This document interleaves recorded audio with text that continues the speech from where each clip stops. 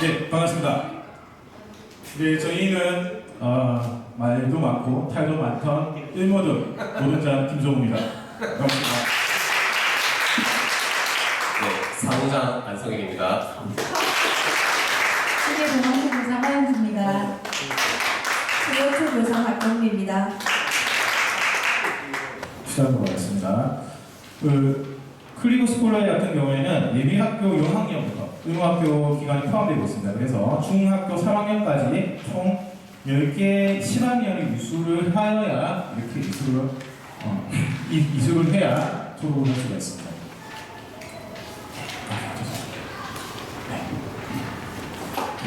그래서 코펜하겐 근거에 위치를 하고 있고 약 1000명의 학생이 재학하고 있는 큰 규모의 공립학교라고 볼 수가 있습니다. 6세에서 16세에 해당하는 0학년부터 10학년 학생들이 재학하고 있으며 한 학년은 4개 반에서 5개 반, 그리고 학생 수는 한 반에 저희 어렸을 24명에서 26 정도까지 이렇게 졸업을 했습니다. 85명의 교사와 30명의 유치원 자격을 가진 방과후 교사, 그 밖에 기술적인 일을 하는 직원들이 근무를 하고 있습니다.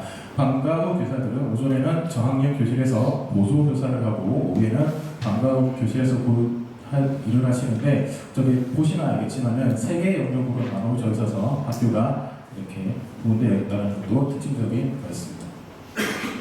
다음 넘어가겠습니다.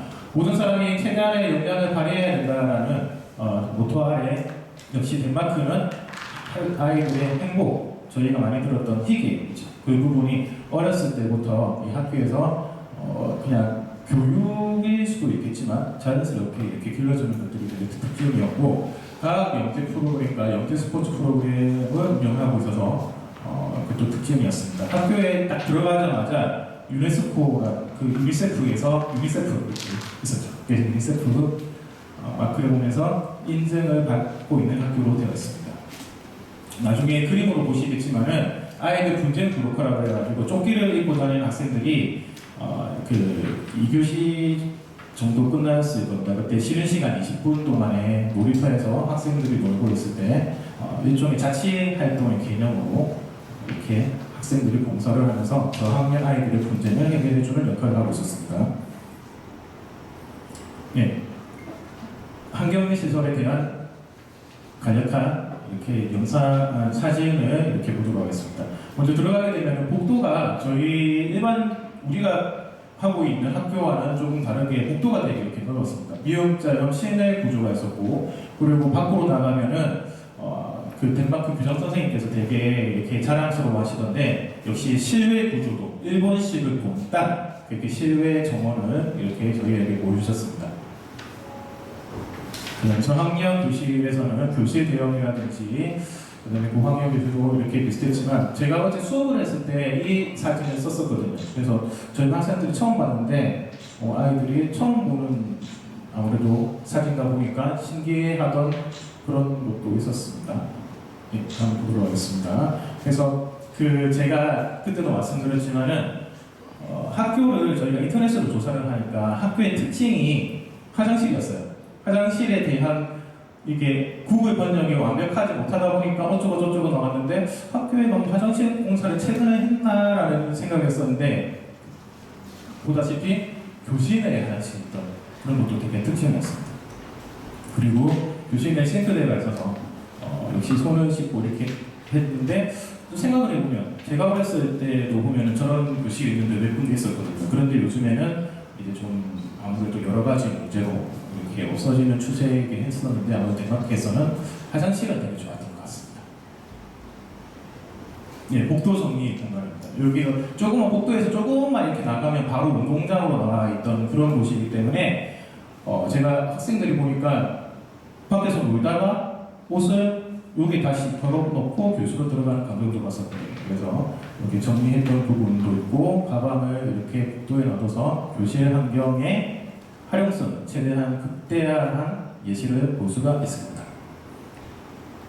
네, 그 복도에 보게 되면은 선생님 컴퓨터랑 출석하기 컴퓨터가 있어서 이런 학생들의 관리가 조금 더 이렇게 전문적으로 우리와는 다르게 있던 부분이 있었고, 복도 천장 창문이 저런 식으로 보시다시피 저거는 저도 좀 잘 모르겠지만 이렇게 되었던 것을 확인했었습니다. 그 도서관에 저희가 처음에 들어가지 않습니까? 도서관에 보면은 밑에 바닥 이렇게 유리로 된 부분이 있었는데 그 내려갔을 때 보니까 도서관이 이렇게 보이더라고요. 아마 그런 부분을 뜻하는 것 같습니다. 네, 복도 환경이 이렇게 아까 봤던 미음자와 오른쪽에 보면은 컴퓨터가 이렇게 있어서 저희는 컴퓨터실에 가서 이렇게 직접 해야 되지만 학생들이 복도에서 하는 걸 보니까 제가 봤을 때는 학생들이 어떤 과제가 있었는데 그거를 완수를 했다고 이렇게 체크를 하더라고요. 그래서 이런 부분도 저희가 봤던 특징 중에 한 부분입니다. 예, 그 되게 교장 선생님께서 좀 되게 강조를 했었던 부분이 바로 특히 두 시설입니다. 이 복공실과 호박실이었는데 특히 복공실 같은 경우에는 아무래도 이 저학년이 사용하기 어렵겠죠. 그래서 좀 고학년부터 이렇게 사용하게 되는데 모든 시설이 다 있었습니다. 그래서 저희가 우려했을 때, 제가 우려했을 때는 좀 위험하지 않나 이렇게 생각을 했었는데 그런 사례는 뭐 아직까지 없다고 했었고 학생들이 자연스럽게 목공을 익히다 보니까 그 가이드 분께서도 이제 직접 가구름을 만들어서 이렇게 아니면 또 다른 데에 가소비를 하지 않지만 자기 집을 꾸미는데 아마 이런 부분이 반영이 되어서 잘 된 것 같습니다. 호박실은 합주실이었는데 들어가보지는 못해서 좀 아쉬웠지만 보시다시피 많은 악기와 앰프 여러 가지 악기가 있어서 특기 적성 교육에 좀 좋지 않을까 이렇게 생각됩니다. 예, 체육관이었습니다. 이렇게 체육관에 들어갔을 때 일단 먼저 학교 안에 있었고 제가 받은 느낌은 되게 컸습니다. 저는 또 운동과 관련해서 운동을 좋아하기 때문에 덴마크는 역시 유럽이다 보니까 축구를 제일 좋아하기 때문에 안에 실내 축구를 할 수 있는 거 있었고 그 다음에 어떤 또 운동을 잘하는지 알고 계십니까? 덴마크는 그 핸드볼 이렇게 규격이 제일 크게 나와야 됩니다. 보통 우리 돈에서도 핸드볼을 정식으로 할 수 있는 그 규격이 나오는 학교가 몇 개 없습니다. 근데 여기는 크게 이제 핸드볼이 나와서 학생들이 아마 국민 스포츠 정도로 이렇게 하고 있었고 네덜란드에서는 배드민턴을 안 하는데 역시 덴마크에서도 배드민턴을 되게 이렇게 잘하거든요. 네덜란드에서는 그래서 네덜란드 코트와 핸드볼 코트가 있는 게 인상적이었고 여기서 역시 제 특징 나중에 또 나오겠지만은 마지막 시험 체력 검정 테스트를 통과를 해야 졸업을 할 수 있는 마지막 시험을 학생들이 준비를 하고 있었고 선생님들한테서 간략적인 설명을 들을 수가 있었습니다. 처음에 저희가 입구에 들어가고 나서 봤던 게 바로 도서관이었는데 불타고 없어지고 막 이런 얘기를 했던 게 기억이 나네요. 다음 보도록 하겠습니다. 네, 이 야외 놀이시설 저희 반 학생들이 부러워했던 것 중에 하나입니다. 이게 아무래도 여기 나무로 이렇게 학생들이 자연스럽게 모래와 친해지면서 모래놀이 같은 걸 저학년 학생들이 하고 또 가면 알겠지만 저는 제일 우려했던 점이 그 축구를 바로 뒤에 유리창이 있는데 축구를 하면 공이 맞으면 깨지지 않을까 이렇게 걱정을 했는데도 축구를 하는 모습 그거를 또 교사들이 뭐 제재를 하지 않거나 하는 거 보면은 그 유리는 좀 특이한 특수 유리인가 이런 생각도 들기도 하고 그죠? 그래서 학생들이 자유롭게 놀고 있었고 좀 공간이 넓다 보니까 좀 자연 친환경으로 되어 있다 보니까 되게 좋았습니다. 보면서 그보다 더 좋았던 것은 이 시기에는 저희 학교에는 밖에를 못 나가요. 왜냐하면 미세먼지 때문에. 근데 이렇게 미세먼지와 상관없이 넓게 학생들이 놀다 보니까 날씨도 좋고 스트레스가 좀 풀리지 않을까라는 생각이 들었습니다. 네, 현재 학교의 교육과정과 평가의 부분에 대해서 보도록 하겠습니다. 그 다른 유럽 국가들에 비해서 교장과 교사의 자율성이 높은 편이고 교과서가 있는 교과도 있고 없는 교과도 있습니다. 교육과정 관련 서류 작성은 교사에게 이름을 내고 있었고 자율권을 준다는 것은 아무래도 교장, 학부모, 학생의 신뢰가 우선이 되지 않을까 거기서부터 출발이 된 것 같습니다. 같은 선생님이 9학년까지 담임하는 곳에서 최근에는 3년에서 6년 정도로 바뀌었던 것도 특색인 부분이었던 것 같습니다. 예, 민주적인 수업 방식이었었는데 학생 활동 중심으로 프로젝트를 진행을 하고 있어서 저희가 원래는 뭐 이렇게 수업을 못 보게 되었었지만 수업을 약간의 참가를 할 수가 있었습니다. 그래서 저 수업을 하는 장면을 보니까 우리랑 하는 것도 좀 비슷하기도 하고, 또 고학년에 가니까 학생들이 자연스럽게 발표도 되게 좀 잘하고 그런 부분도 있었습니다. 그래서 자유분방하고 교사 학생 간의 의사소통이 매우 자유롭게 이루어집니다. 저희가 오줌에서 가장 특징적으로 봤던 것 중에 하나가 수업 참여를 학생 스스로 선택을 해서 이제 형이 말해서 애가 울고 있었어요. 여자애가 복도에 앉아서 울고 있었는데 밖에 있었지 않습니까? 근데 저희는 학생의 수업 참여권 때문에 밖에는 내보내지도 못하고 뒤에 벽보고도 있지 안 되고 그냥 이렇게 어쨌든 수업에 참여를 시키는데 학생이 진정될 때까지 밖에서 경기를 잠깐 나갔다 와서 항의시키는 정도 이상적이었습니다. 7학년까지 점수를 매기는 시험은 없는데 국가시험은 9년 동안 단 한 번으로 졸업시험만 있고 패스를 해야 상급 과정으로 진학이 가능을 되었습니다.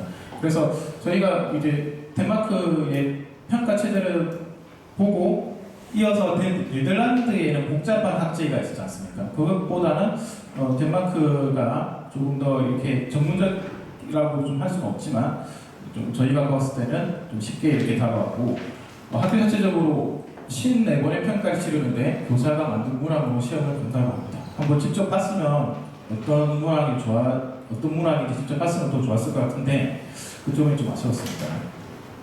예, 성적이 부진한 아동의 경우는 교사가 한 명씩 책임을 지고 국어, 수학 등 점수에 도달하지 못하는 경우는 되도록 저학년에서 유급을 판별을 해서 이렇게 유급을 하는 그런 체제가 있었던 것 같습니다. 네, 생각보다 너무 빨리 끝난 것 같은데 저희가 이 질의응답을 하기 전에 그 학교에서 전반적으로 받은 느낌은 역시 이제 저희가 처음에 내렸을 때 공원 같은 그런 친화적인 환경 속에서 건물이 최근에 지었는지 모르겠지만 되게 깔끔하고 좀 깨끗하다는 인상이 많이 받았습니다. 그래서 좀 네덜란드의 그런 학교를 저희가 두 군데를 다녀왔을 때보다는 좀 정돈되고 정선되고 그런 부분이 있었고 좀 아무래도 소득 격차도 좀 차이가 나서 북유럽 나라의 그런 특징이 있지 않았는가 이렇게 생각이 들더라고요. 그래서 아무래도 그 덴마크의 그쪽에서도 보면은 좀 환경이 경제적 환경이 좀 높은 수준이 아니라 제가 그 좀 밑에 있는 상대적으로 좀 낮은 지역이었지만은 공교육의 환경이라든지 그런 시설이 좀 잘 되어 있었구나라는 생각이 들었습니다.